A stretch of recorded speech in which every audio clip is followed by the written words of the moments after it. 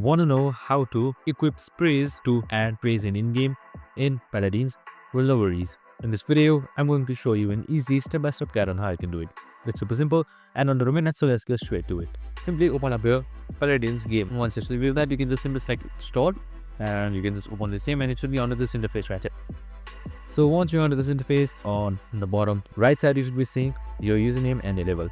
So right beside it, you should also be seeing your avatar or your icon, the symbol selected. So once you have filled your avatar, here you should be seeing sprays right here. So you can just simply select your first, and now you can see various sprays available if you have it unlocked. So you can just simply select any one of these. So once you have selected that, equipping it is super simple. So you can just simply select any MP slot just like this right here, and it should be equipped automatically, and that's it. As you can see, your spray has been equipped. I hope this video helped. If it did, make sure to like, subscribe, and tune in with us for more of these videos. See you in the next one.